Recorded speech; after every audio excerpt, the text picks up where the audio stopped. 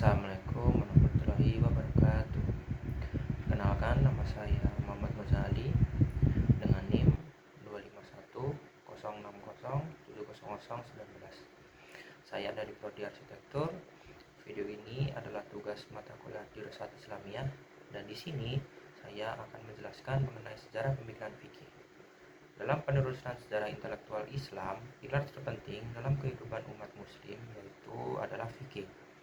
Secara bahasa, fikih berasal dari kata faqih yang berarti memahami secara mendalam.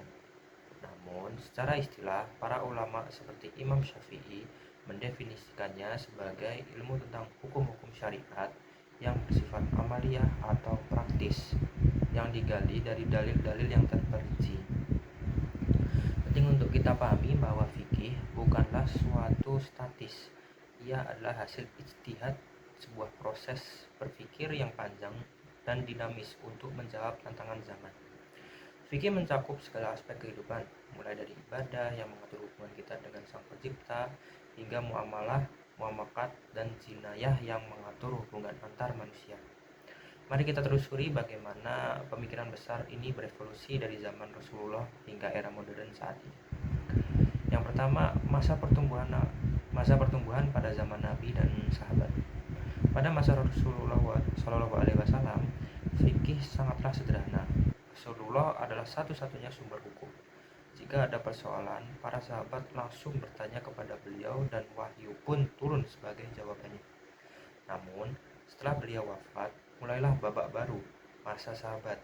Di masa ini, wilayah Islam meluas hingga luar Jazirah Arab. Para sahabat mulai menghadapi persoalan baru yang belum pernah terjadi pada zaman Nabi. Disinilah ijtihad mulai lahir. Kita mengenal tokoh-tokoh besar seperti Umar bin Khattab yang dikenal orang yang rasional, ataupun Ibnu Abbas yang ahli tafsir. Para sahabat memberikan fatwa berdasarkan pemahaman mereka terhadap Al-Quran dan hadis, yang kemudian menjadi fondasi bagi generasi selanjutnya, yaitu para tabi'in. Nah, pada bagian kedua yaitu masa keemasan kodifikasi dan lahirnya mazhab. Memasuki abad kedua hingga keempat Hijriyah, kita sampai pada masa yang paling menentukan, yaitu masa kodifikasi atau pembukuan Al-Quran. Pada masa ini, fikih disusun secara sistematis menjadi sebuah disiplin ilmu yang mandiri. Muncul 4 imam mazhab yang besar, yang pemikirannya kita ikuti hingga hari ini. Pertama yaitu mazhab Hanafi oleh Imam Abu Hanifah. Beliau dikenal sangat rasional dan banyak menggunakan kias serta istisan karena hidup di lingkungan Kufah yang heterogen. Kedua, mazhab Maliki oleh Imam Malik itu sendiri di Madinah, yang sangat berpegang teguh pada tradisi atau amalan penduduk Madinah itu sendiri. Yang ketiga yaitu mazhab Syafi'i oleh Imam Asy-Syafi'i yang berhasil menyatukan metode rasional dan metode tekstual.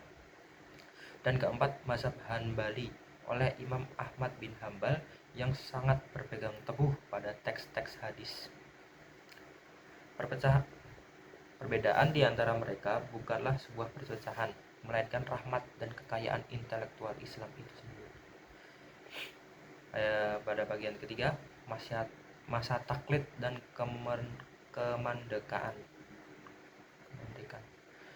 Setelah masa keemasan, pemikiran fikih memasuki fase yang cukup panjang, yaitu masa taklid antara tahun 1250 hingga 1800 Masehi.